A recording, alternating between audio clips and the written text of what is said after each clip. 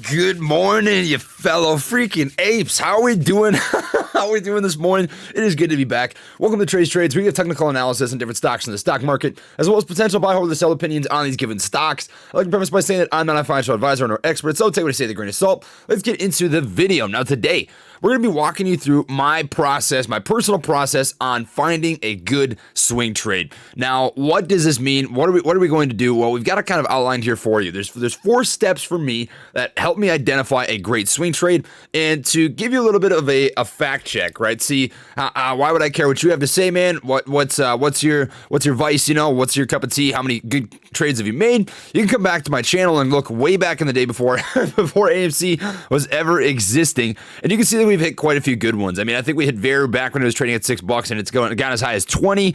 We ended up hitting Neo pretty well. We hit Fubo pretty well. We hit IDX pretty well. Microvision, obviously. We got into BNGO, JAGX. There's quite a few. Fuel Cell. Back when Fuel Cell was trading at $9 or $10, we started talking about this stock. BNGO, as you can see. Yeah, there's a ton of them, in which we've done pretty well. Palantir as well. We touched on that and just talked about it. So we've got quite a few good stocks we've talked about on this channel, and I feel pretty confident in my methodology. So I'm just going to walk you through my process. This is a way, not the only way, that I helped to hit some good swing trades. So without further ado, let's get into the video, baby. All right, so there's 4 steps for me, right? We've got ID, which is identification. Plan. Oh, that was not even close to an arrow. Funny looking arrow, silly chicken arrow. We've got planning, execution, and then AAR, which stands for After Actions Review. We're going to walk you through each one of these steps and show you exactly what I'm talking about. So identification. This is the first step of the process, is finding a stock that you think is going to be having the potential for a good swing trade. Now, funnily enough, I'm actually going to be making a video about AESE, as I do see this has some good potential. Now, what are some things that I'm looking for with the identification? First, I think it's important to note the indicators that I use to help identify a good swing trade, and that is the 200 EMA and the 15-day MA. I look at volume, as well as, the RSI, to some extent, the relative strength index, and then I look for some sort of rumor or expected news catalyst. It's the old saying, buy the rumor, sell the news, right? That is a perfect opportunity for a good swing trade. So with that being said, you obviously also want a good amount of strength and a chart setup. You want to be able to buy it at a low price, sell it at a higher price. It makes too much sense, right? So with that being said, I've got the 15-day MA and the 200 EMA pulled up here. 15 MA is this blue trend line. I'm actually going to get rid of this, the VWAP, because that's not really important for swing trading. And then the 200 EMA is this purple trend line. So the 15-day MA is a 15-day price action based valuation trend line, which gives you the idea of an average price valuation over that 15-day moving period, or a microscopic time frame. The 200-day EMA is the exponential moving average. This is a price action based valuation trend line over a 200-day moving period, which gives us a macroscopic perspective of the overall price action, right? Now, whenever you have this 15-day MA that is trading above the 200 EMA, that indicates that the most recent price action is more bullish than it has been in the last 200 days. Vice versa, if it's trading underneath that 200 EMA, that would tell you it's more bearish than we've seen over the last 200 days. Now, with that in mind, you can use these 2 trend lines to help predict upcoming bullish moves, right? You can see that right here. You can see we've got the 15-day MA about to hook up towards that 200 EMA, and this is one of the exact things that I look for, which is box number 1, 200 EMA and the 15-day MA. So what I look for is this 15-day MA, the moving average, to cross over this 200-day EMA. Now, what is that going to look like? You would see right here, maybe in the next trading day, if this continues to be bullish, you would see this 15-day MA start to cross over this 200 EMA as such, while that 200 EMA continues to be a little bit flatlined, right? Because it takes longer for that 200 EMA to move some price action, as it is taking a much larger time frame for that weighing of the overall price action, right? So if you get that crossover with that 15-day MA over the 200 EMA, that's usually a pretty good entry point into a stock for validation, right? If you were to get into AESE back when the 15 MA crossed over the 200 EMA for the first time back here at what would have been about $2.47, you would have entered at what appears to be about $2.46, right? You've got a hard candle push, a wide range candle bar that moves up over the 200 EMA, 15 MA, crosses over with it. There's a little bit of consolidation, a little bit of stair stepping, right? Higher low, higher low, higher low, higher low, until it ultimately reached a high of $4.54. Now, if you'd sold that, if you'd swing traded this play, you would have doubled up your money in what about 7 or 8 trading days, right? So that's a perfect setup, but that's not the only piece of the puzzle that we look at, right? Another thing that you're looking for is unusual trading volume. And that's number 2 on the box of things that we look for is a spike in trading volume. I don't want to catch a parabolic move, right? That's not what I mean when I say a spike in volume. What I mean is a slight bump in volume that is unusual to the typical trading patterns, which we did in fact have here, right? So if you look at this right here, you get a little bump in trading volume, and in comparison to the previous 3 trading days, I would say even 4 trading days, because that's a pretty massive sell-off, it was unusual trading volume, right? It's not typical for the stock. And typically you see that if there's some sort of know-how or people that are seeing the opportunity for a good swing trade, right? So you don't want to see a random crossover of that 15 MA over the 200 MA. You also want this big bump in volume to help drive some price action, because that's typically going to indicate that it's not just a false breakout. You don't want a parabolic move. You don't want like 20 or 30 or 40 times higher volume. That's not it. Just a small bump, right? I would say this is maybe 2, 3, 4, 5 times as high as the previous day. And if we look at the daily candles, this would have been on the 11th compared to the 10th. We can see how much of a difference there actually was, right? So coming back here to the 11th of March, you can see that we had about 6 million in volume in comparison to 2.6 million in volume. So about a double up or so in volume, which to me indicates, hey, that is a pretty good entry point into this stock. That is an opportunity to get into this and play it off pretty well as a good swing trade. So that's number 2, right? Number 3, you're looking for rumor or expected news. Now, with this stock, what do we end up having? Well, there was quite a bit of awesome freaking news that came out. They ended up getting an offer for a deal with a company for I wouldn't say merger, but hold on, let me find this article really quick. All right, so here it is. Allied Esports. Revised proposal from Bally's Corp constitutes a superior proposal under the company's pending STK purchase agreement with Element Partners. So they ended up getting an offer from Bally's Corporation for a proposition to be bought out by this company, right? They offered about $100 million. They ended up changing that offer, and that drove some pretty solid price action, right? So you're going to want to dig into what is some expected news here. What is the rumor? This is probably a good time to dig into Reddit, to StockTwits, and see what people are expecting out of the stock, right? Dig into the meat and potatoes. And if you can find some sort of rumor to ride, you can ride that rumor until the news comes out and sell the freaking news. Make some good freaking cash, right? On the flip side, those are the 3 things that I specifically look for. It's very easy. You've got 200 MA, 15 MA. You want that crossover. You want that bump in volume. You want an expected rumor or news to be on the horizon. And on top of that, the stronger that the chart setup is and the stronger of a trend you see, the better off you're going to be. So, for example here, you've got that 15 MA crossing over the 200 MA on the 1-month chart, right? So on a somewhat microscopic time frame, you've got a pretty good setup. Well, if you look at this on the daily candles, what do we have in comparison? You've got also a very solid trend. We see that it dips, it runs, it dips, it runs, it dips. It'll most likely run again, right? And we see this pattern repeat over and over and over and over. 1, 2, 3, 4, 5, 6, 7 times over the last, 2-3 months or so. It's done the same sort of swingable pattern. And if it continues to ride this trend, of course, we can't predict the future. We can only look at previous trends and assume the best that they'll do the same. You can ride that same trend again. So AESE is a great opportunity for a good swing trade. And this is a good example for something that I'm looking for. Now let's look at the daily candles, right? What do we have here?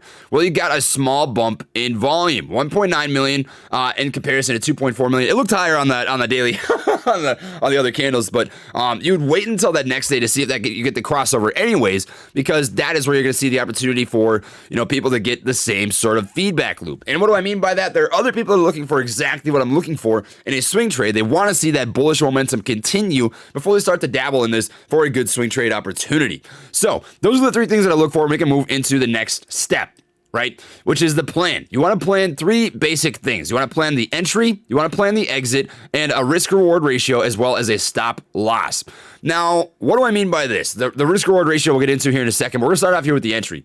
So you want to formulate a plan, right? We're sitting here right now saying, okay, AESE looks like it has a pretty good swing trade opportunity. What's going to end up coming to fruition from this? Where should I get into the stock for the best potential bang for my buck?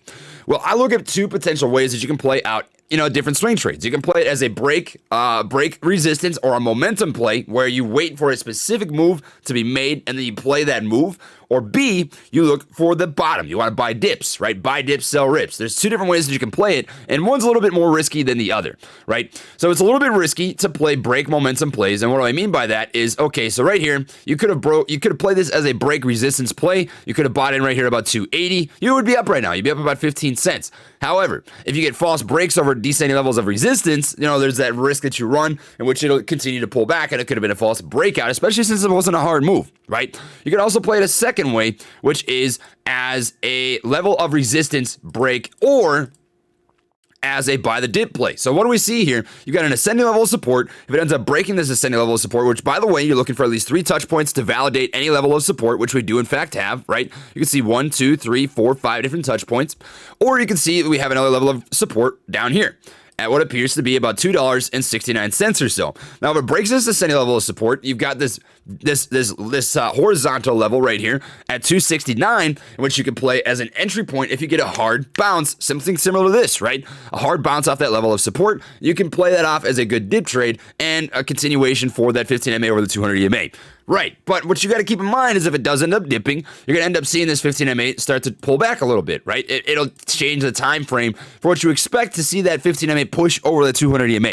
So it could extend your swing trade. More often than not, I find that I play break resistance plays here, but you want to see hard moves. And what do I mean by that is an hourly candle. This is an hour candle time frame right here. You can see it in the bottom of my screen. You want to see an hourly candle that opens and closes above this level of resistance. You don't want to catch false breaks. Now look at this as an example, right? If you were to play this is a picture perfect bull trap right here. Now I got this, it tested out this level of resistance at 305, had a false break over that level of resistance at about 312 and pulled back. It is 100% worth it, I promise you, to wait that hour to make sure that you are not buying into a false breakout, right? So if you get an hourly candle that opens and closes above a level of resistance, you can play that as a break the resistance, break momentum play, because you're playing this for a couple days anyways, right? It's a swing trade. So, look and identify what you're looking to do. Are you trying to buy a dip? Are you trying to get a bounce off of a support line? Are you trying to break a resistance line, right? All that sort of stuff comes into play here,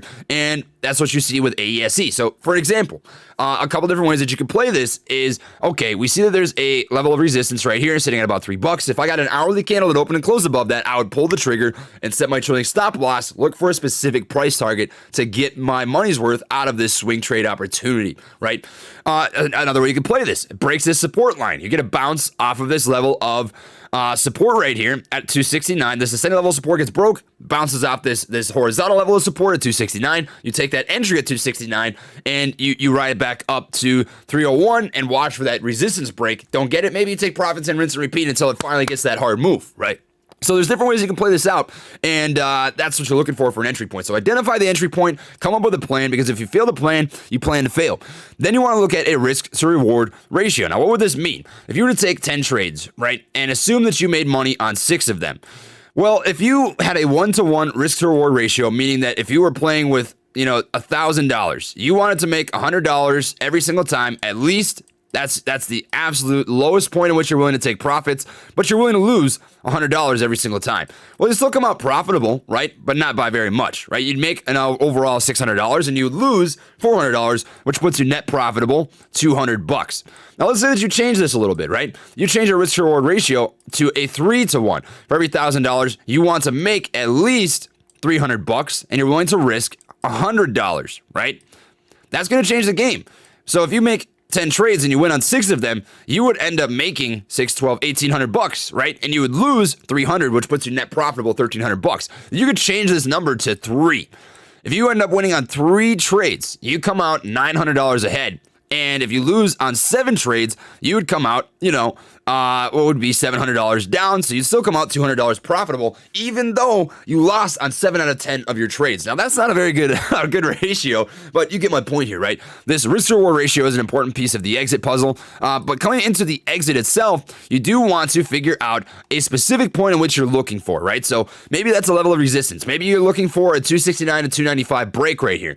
Maybe you're looking for other levels of resistance, right? You can see we've got one right here at about 324. You can see that we've got another one right here with this, triple top setup, 1, 2, 3, touch points here at 360. Maybe you're looking for this triple top right here, right? It's going to be different for other people, but nonetheless, you need to find what that means for you. Have a plan, have an exit plan, because if you don't, right, you're going to get to a point in which you're up maybe 50, 60, 70%. You don't take profits and it pulls back and you left some profits on the table, right? It's okay to take profits because there's always going to be other plays in the market. FOMO and greed is real. I'm telling you, I know it, but it's okay to take that money. So just come up with a plan, have an exit plan. You're going to be sitting pretty dang well. And please have a trailing stop loss. Don't be a bag holder. This really does change the game a lot, right? And so what do I mean by this? If I was to put a trailing stop loss on this particular play, right? If I was to take an entry at, let's say 270, I would probably have my trailing stop loss set for a couple cents lower than the lowest wick that touched, which is about here at 265. So I'd probably set my trailing stop loss for about 260, right? Because what if it has a false breakdown underneath the level of support and ends up bouncing back? You want to give yourself a little bit of wiggle room with that specific scenario. So I would probably set it for about 260 since I see that 265 has been the lowest candle point right here. And if I was to take an entry at about $3, right, playing it as a break momentum play, and I know it ends up being a false breakout, I would probably set my trailing stop loss for somewhere around here, right? About 10 to 15 cents lower than my entry point, which would be about 290 to 285. So you want to have some sort of trailing stop loss set so that you can limit your losses and get on to maybe a better re-entry or the next play. That risk-reward ratio, right? You got to be willing to risk X amount of money to make X amount of money, right? So just keep that in the back of your mind when you are playing these swing trades. You won't come out profitable every single time. Most of the time you will, right? But if you have that risk-reward ratio, you're going to just sit pretty dang well. Then you want to execute, right? Not all of these are going to be winners. You got to keep that in the back of your mind. There are going to be losers in the puzzle. You're not going to make it happen every single time. And that's where the risk-to-reward ratio, the R cubed, baby, comes into play, right? You want to have a good risk-to-reward ratio and make sure that you are really capitalizing on your winners and limiting those losers. And then lastly, and I think this is honestly the most important thing, is the AAR. Now, this is something that I got from my father. He was in the military for a very long time. And an AAR is called an after-action review. And essentially what this is you come back to what just happened, right? What are the things that went well? What are the things that went bad? What can I learn and adapt to and from in the future, right? So a personal story. When I started trading, I started way back in, not even way back, it would have been in 2020. I started in, October or so. And I made 10 trades, made no money on basically any of them. Maybe I made money on one or two of them. I lost money on 7 or 8 of my trades. It was bad. Like, I just didn't do well. But what I did is every single time that I lost, I took a step back and I thought to myself, what did I do wrong? What did I do right? What do I need to learn from this moving forward so that I can continue to make money? Maybe for you or maybe for me, it's emotionality. Maybe I just got too emotional. I got too attached to my money. Maybe I got greedy and I didn't take profits off the table when I should have. Maybe I sold out too soon. Maybe I got nervous because I was down 2, 3, 4%, right? Maybe I picked a bad play. That could really be it. Did I actually take a good setup, right? You just need to take a step back and learn from each individual experience that you have, because every single day in the market is an opportunity to learn, adapt, and grow. If you don't feel uncomfortable, if you don't feel like you're learning, you are probably stagnating and not getting to the true potential that you could be as a person or as a trader, right? So make sure that every day in the market you are learning from your experiences, you're learning from your good trades, learning from your bad trades, right? You want to do this every single time. And if you do take that time to sit back and think about what went well, what went wrong, you're going to continue to grow. You're going to continue to get better. You're going to continue to make more money. And that is what I've got for this video here today. So if you enjoyed it, please drop a like. It really does help support the channel, and consider subscribing if you'd like to see more content like this. Lastly, I have an affiliate link in the description box down below for Webull. This is version 4 for the desktop. Great platform that allows you to start trading at 3 a.m. in the pre-market Central Standard Time. If you use my link, you get 2 free stocks with a $100 deposit, and I will receive a free stock. Great way to support the channel, my friends, and if you're not interested, that is totally fine. I just appreciate your support by taking the time to watch my videos. I also have a link to the merch store if you want to check that out. It's called tradesguerrillagang.com. We got some cool hoodies, t-shirts, mugs, masks. This is for me and Max Mard, baby. Trey Max mug. You know what it is. Some stickers. Not a dead cat. Not a dead cat. Never was a dead cat. You know what it is. And then my personal Discord as well. So if you want to join that, it's $5 a month. We've got a great community of investors. We actually added something really cool here. Is an AI stock bot, which gives you the opportunity to check out some really cool things in Prospect related to, where the heck is it? Related to, different trading opportunities. So you've got bullseye options, you've got option sweeps, insider trading, block trades, analyst upgrades, important news, and this gives you the different commands that are available to you as well. So if you want to join this, it is $5 a month, as I mentioned, and that is what I've got for you guys today. So if you, where am I going? That is what I've got for you guys today. Thank you for watching, my friends, my family, my fellow Gorilla Gang. Take it all easy, and I'll catch you in the next one. Peace.